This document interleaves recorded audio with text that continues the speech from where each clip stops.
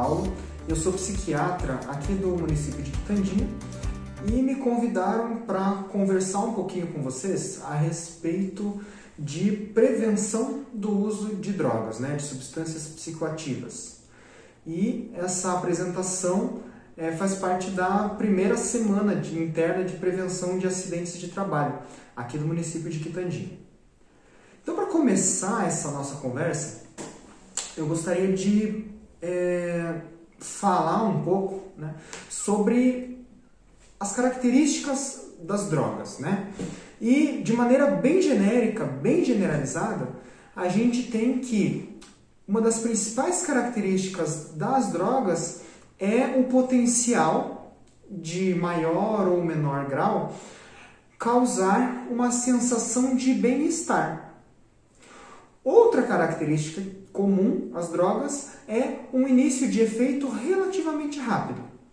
Então a gente tem, de maneira bastante genérica, essas duas características que são comuns a quase todas as drogas, quase todas as substâncias psicoativas que a gente conhece, sejam elas legalizadas ou não legalizadas.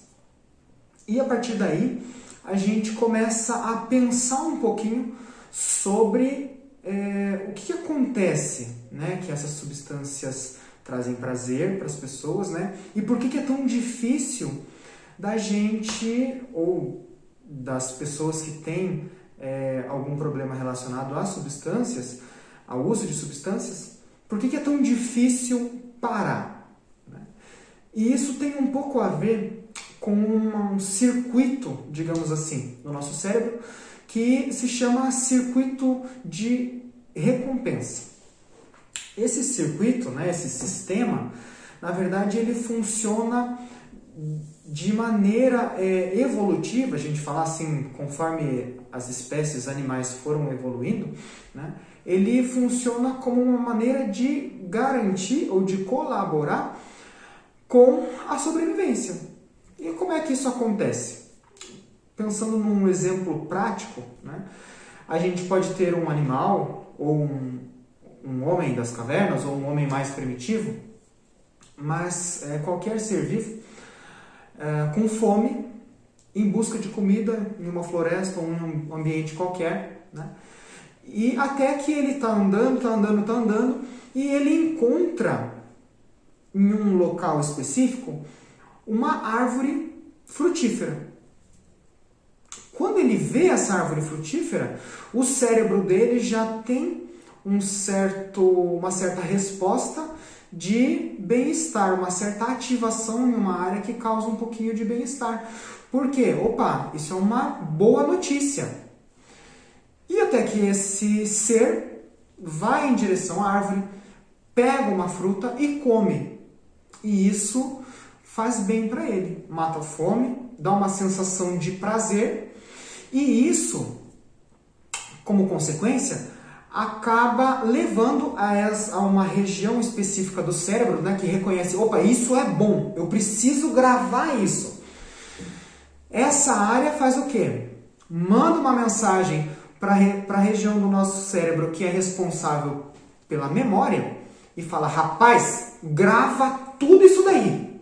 Tudo que está acontecendo aqui em volta, grava, por quê? A próxima vez que esse rapaz aqui precisar achar comida, ele já vai saber o caminho, ele vai saber como que é o formato da árvore, se ele vê alguma árvore parecida em outro lugar, ele vai saber como que é o fruto, ele vai lembrar do gosto, ele vai ver, olha, isso é bom, então eu preciso repetir porque vai me ajudar a me manter nutrido. E tudo isso está relacionado com uma sensação de bem-estar, essa ativação desse papel de guardar a memória. E agora eu pergunto para vocês que estão assistindo, quem de vocês gosta de se sentir bem? Ou de sentir um bem-estar? E a resposta, quase que obviamente, é todo mundo. Todo mundo gosta de se sentir bem de uma forma ou de outra. E isso é universal. E quem faz uso de drogas também gosta de se sentir bem. E ora, no começo da nossa conversa, uma das coisas que eu falei não foi que uma das principais características da droga é causar um certo tipo de bem-estar? Então, esse começa a ser uma das características que faz as pessoas buscarem elas de novo.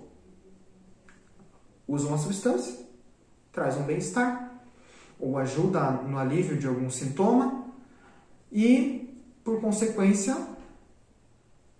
na próxima vez, ela vai querer usar de novo.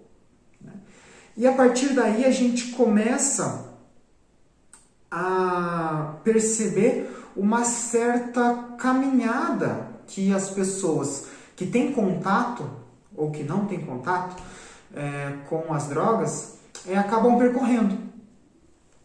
Então, no primeiro lugar, a gente tem as pessoas que não sabem o que é a droga, né? Ah, já ouviu falar em maconha, já ouviu falar em cocaína, em crack, tudo, mas já ouviu falar. Nunca usou. E essas pessoas não tiveram contato direto, elas estão apenas em risco de fazer uso algum dia. Não necessariamente vão fazer uso, né?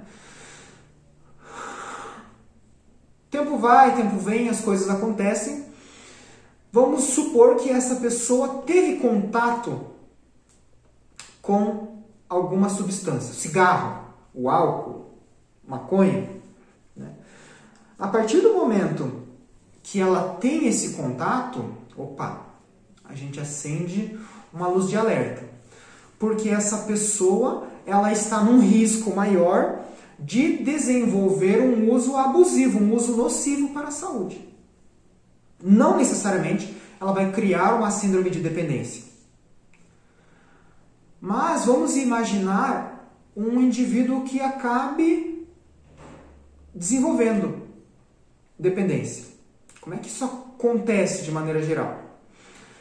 Os fatores que levam a isso são muito variados, né? Seja do ponto de vista social, a parte biológica, a genética dessa pessoa, né? Qual que é a propensão dessa pessoa, geneticamente falando, de ter facilidade para adquirir ou para desenvolver uma dependência química, né? E passa por um monte de fatores que se misturam e vão favorecer ou dificultar com que essa pessoa vá criar uma dependência a algum tipo de substância. Mas vamos supor que essa pessoa tem facilidade, ela esteve em contato com a droga, né? E o uso experimental acaba virando um uso mais esporádico.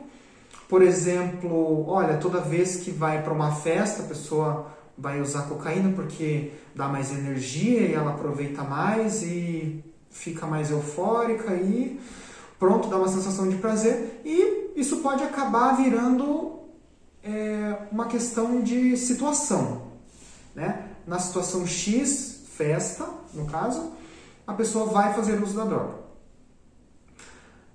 Mas, daqui a pouco, as festas podem acabar sendo mais frequentes, porque essas festas trazem bem-estar.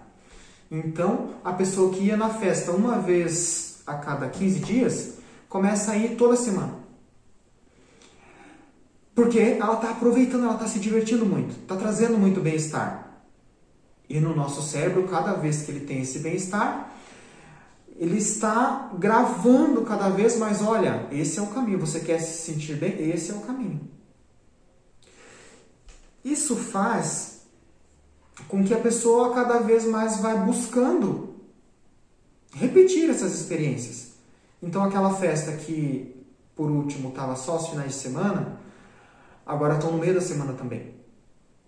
E a pessoa está indo e está fazendo uso e está se divertindo, até que isso acaba atrapalhando um pouco nas questões do dia a dia da pessoa. Se ela estudava, puxa, precisa levantar cedo no outro dia, mas ela foi para a festa na noite anterior e de manhã ela não consegue acordar. Então atrapalha a escola, ou se ela trabalha no outro dia, atrapalha o trabalho, e essa pessoa começa a ser prejudicada por isso, e isso traz frustrações no dia a dia. A pessoa vai ser cobrada de uma maneira ou de outra, ela vai ser repreendida no trabalho, ou ela pode até perder o emprego. E quando a gente se frustra, tudo que a gente quer é se sentir bem, de alguma forma. E depois disso, então, fica mais fácil para ela buscar de novo aquilo que ela conhece, que faz ela se sentir bem. E a gente começa a perceber uma certa redução, um estreitamento do repertório da pessoa. Então essa pessoa praticava um esporte, ela estudava, ela trabalhava, tinha amigos, se dava bem com a família e tal, mas algumas coisas vão acontecendo que ela acaba se direcionando mais para o uso da substância. Até que ela perdeu o emprego, aí os estudos já não estão indo muito bem, estão atrapalhando, perdeu o ano, teve muitas faltas e ela acaba abandonando os estudos. A família, conflitos diretos, porque começa a ter cobranças, o que está acontecendo, está mudando o comportamento, está mudando a atitude, o que é isso? Não é a pessoa que eu conheço. E até que o repertório dessa pessoa, né, o ambiente que ela frequenta mais, né, acaba se voltando para o ambiente onde tem a droga. Os amigos que ela vai conviver vão ser aqueles amigos que usam droga com ela. E os locais que ela frequenta são os locais também que tem pessoas que usam drogas ou que ela vai achar droga com mais facilidade. Por quê? A única resposta que ela está tendo do meio externo, né, é que, olha, não está dando certo trabalho, não está dando certo escola, família, nada. Então, você quer ficar bem, rapaz, fica nesse canto aqui, que aqui a felicidade é garantida. E a gente percebe, então, que desse estreitamento de repertório vem junto, né, um aumento no consumo, na intensidade do consumo, né, na frequência, pelo menos. Só que daí a gente tem outra característica das drogas. De maneira geral, elas têm uma capacidade de causar tolerância no nosso organismo. Ora, mas o que é tolerância? A tolerância diz respeito a uma menor reação do nosso organismo à mesma quantidade de uma certa substância.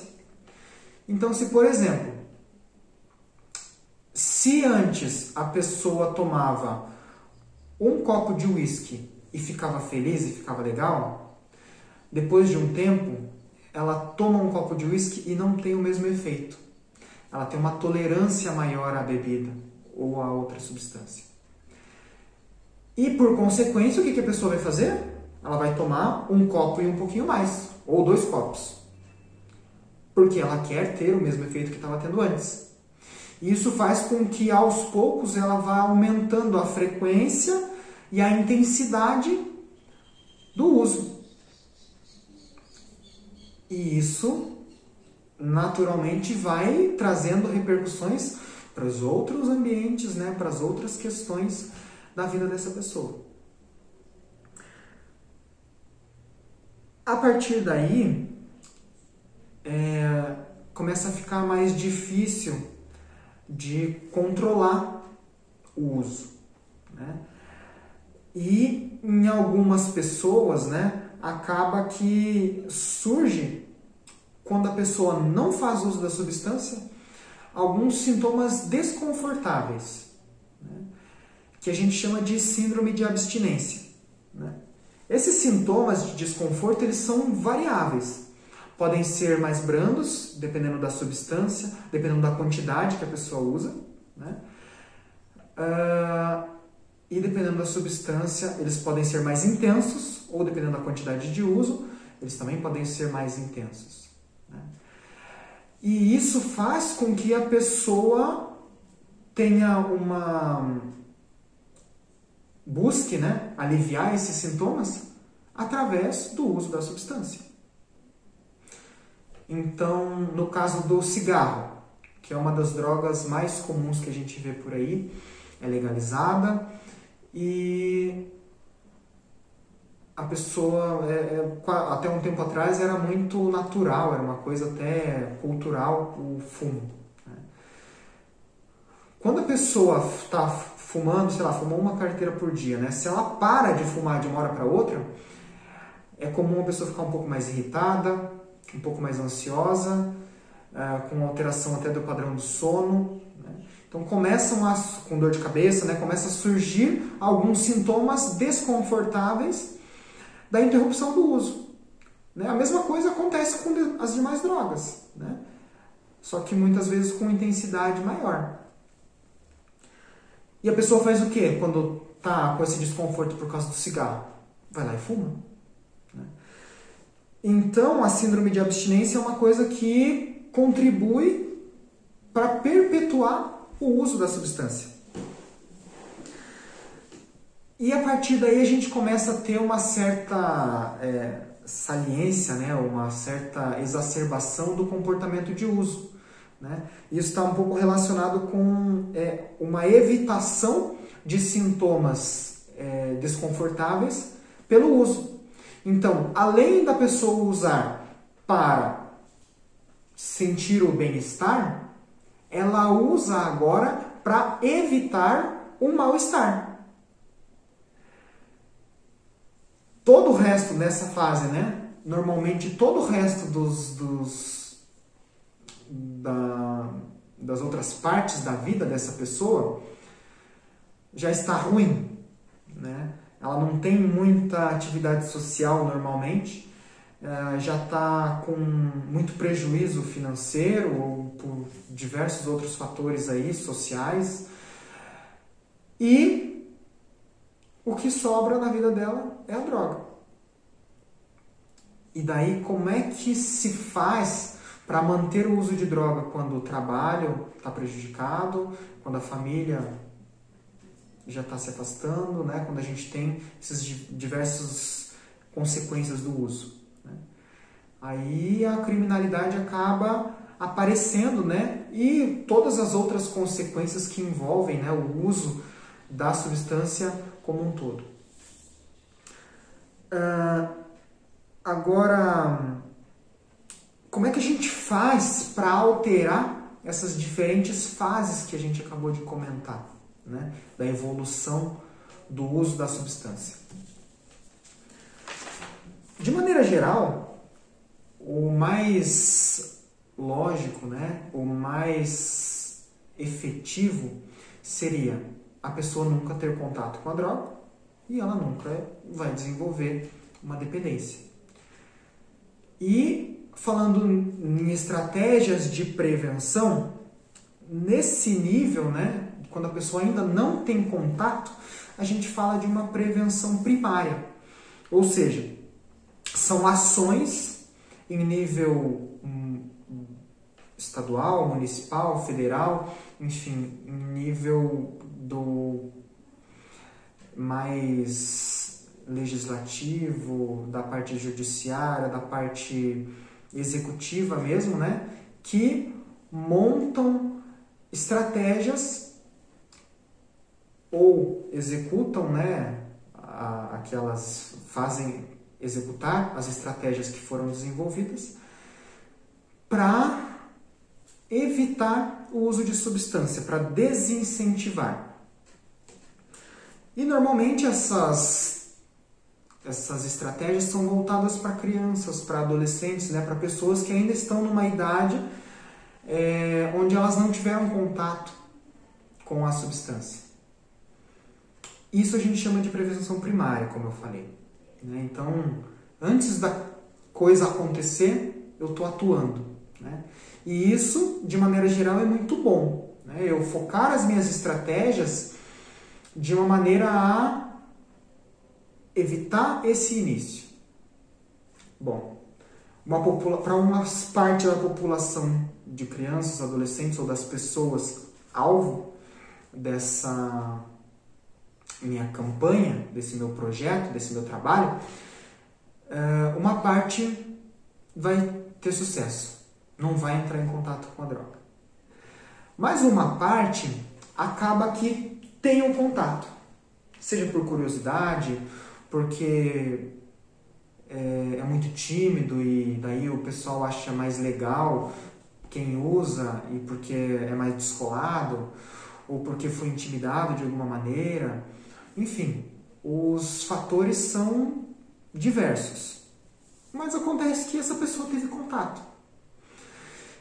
E para a gente trabalhar em cima disso, daí a gente tem a prevenção secundária, ou seja, o indivíduo teve contato com a substância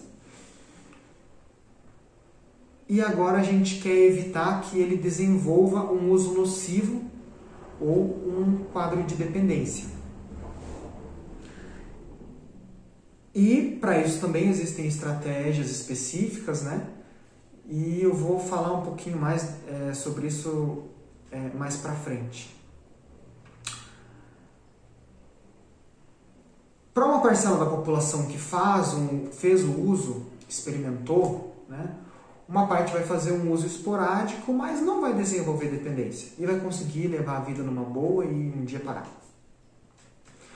Mas outra parcela acaba que desenvolve um quadro de dependência. E a partir daí a gente trabalha também com uma prevenção que a gente chama de terciária, né?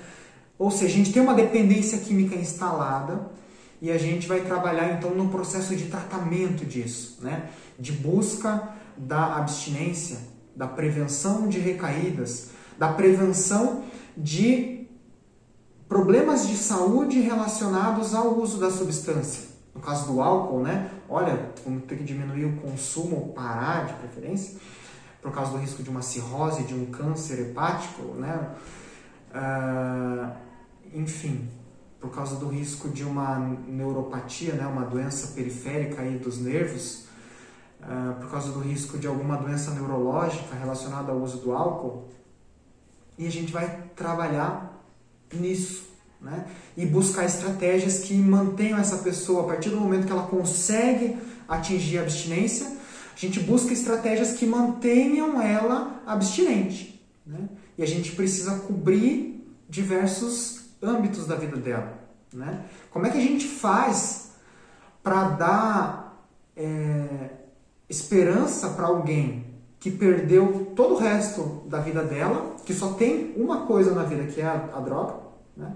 Como é que a gente faz para dar esperança para ela de voltar a ter uma vida normal sem a droga? A droga ocupa um espaço muito grande na vida dessa pessoa. Então a gente precisa atuar com reinserção da família, né, com oportunidade de trabalho, com opção de estudo, lazer, né? Fazer a pessoa descobrir o prazer novamente com outras atividades que não envolvam o uso de droga. Em ambientes que não envolvam outras pessoas que façam uso de drogas também, ou que estejam fazendo ali, porque senão acaba que ela entra num ciclo novamente, né?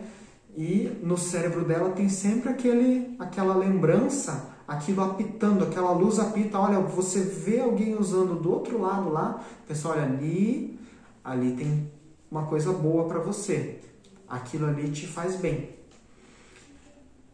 Que é o nosso cérebro nos enganando nessas situações, né? Aquele caminho que foi tão reforçado ali, né, de ir atrás da droga, ele está sempre muito vivo. E mesmo depois de anos, a pessoa está abstinente, né, ele é facilmente ativado. Já esqueceu, não conversa com mais ninguém que faz uso de substância, enfim, mudou de vida. Mas passou por um estresse no trabalho, brigou com a mulher, se separou. Aí, puxa, parece que quando eu estava assim, eu tinha alguma coisa que eu fazia que me fazia sentir bem. O que será que é? Lembrei, eu às vezes tomava uma dosinha e já ficava mais tranquilo, dormia melhor. E o ciclo volta novamente. Então, nesse nível terciário, é um trabalho ininterrupto. A gente precisa de um tratamento para a vida toda, no sentido de prevenir o retorno daqueles hábitos nocivos prévios. E todas essas medidas, na verdade, né, elas não devem ser realizadas em nível individual. Né? Quando a gente fala de prevenção do uso de drogas, do uso de substâncias psicoativas, né, seja ela primária, secundária, terciária, né, a gente está falando de uma coisa muito grande, né? É do Estado intervindo com medidas, né? É em nível dentro de casa, né, da educação, né? É em nível social, a pessoa tendo outras opções, né, de trabalho, de lazer, de estudo, e a gente oferecer então outras alternativas para essa pessoa. Né? E a partir daí a gente entra em um conceito que na saúde coletiva é bastante usado, né? Que é não a prevenção de uma doença ou de um agravo causado por uma doença, mas sim na promoção da saúde. Essa sim é a ideia que seria legal se a gente conseguisse implementar de uma maneira integral para as pessoas. Porque quando a gente fala de promoção da saúde, a gente está falando de um nível de higiene básico, a gente está falando de opção de estudo, né, de trabalho, de moradia, de alimentação, de um ambiente comunitário saudável, né, de segurança. Então a gente fala de muito mais coisa do que focar numa medida específica para um problema específico. Né? E a gente falando em promoção da saúde, a gente fala de promoção da saúde mental também. Né? Tudo isso, né, mais atividade física. Né? E quando a gente tem algum probleminha surgindo, a gente entra lá com a prevenção primária, né, com terapia, psicoterapia, acompanhamento médico precoce, né, para a gente evitar que isso se agrave e vire um problema de verdade mais para frente.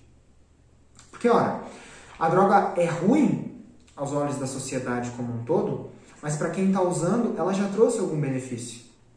Seja aquela pessoa muito tímida que vai na festa e para conseguir conversar com outras pessoas precisa beber para ter mais coragem. Né?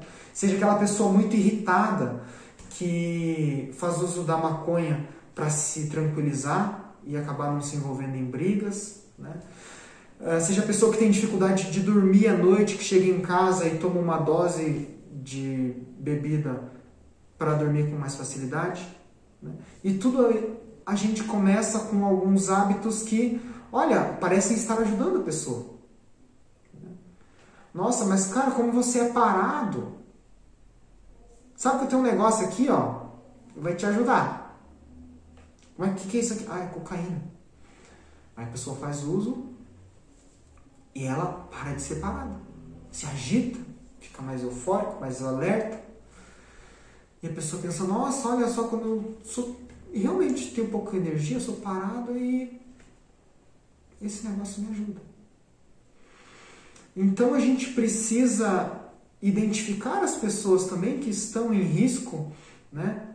Não só porque se exporam ao uso de alguma droga, né? Mas antes disso, que elas tenham algum risco de saúde mental de maneira geral. E a gente pegar essas pessoas e dar uma atenção, um cuidado, antes que isso se torne um adoecimento, né, realmente mais sério e mais grave. Enfim, gente, eu acho que o recado é mais ou menos esse. Eu espero que vocês tenham gostado e que tenha sido de alguma maneira útil, assim, para a gente compreender um pouco como que acontece esse processo de de formação, digamos assim, de uma dependência química.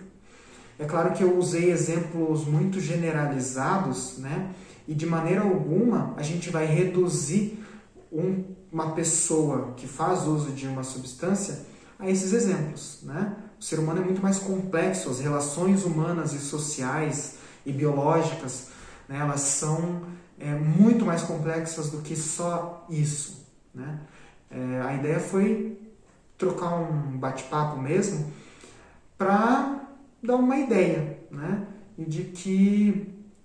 E trazer também a ideia de que é possível sim, né, a gente prevenir agravos maiores, e mesmo depois da dependência já instalada, né, a gente correr atrás, dar esperança para a pessoa, a gente ter esperança, né, e tentar reverter em estratégias conjuntas, né? Não adianta ter um psiquiatra, né? A gente precisa de um psicólogo, de uma terapeuta ocupacional, de uma equipe, né? De educador físico, de uma equipe multidisciplinar, né? Uma assistente social. A gente precisa de educação funcionando, de trabalho, de todos os outros aspectos da sociedade funcionando, para que a gente consiga reinserir essa pessoa e que ela volte a ter a vida normal dela. Ok? Obrigado pela atenção.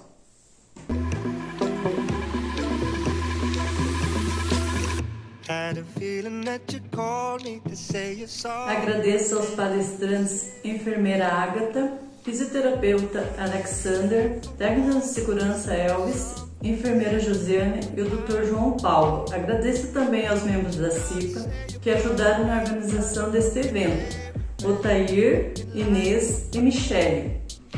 Agradeço a vocês, funcionários da Prefeitura de Quitandinha, e a toda a população de Quitandinha que acompanhou a primeira semana interna de prevenção de acidentes do trabalho. Obrigada.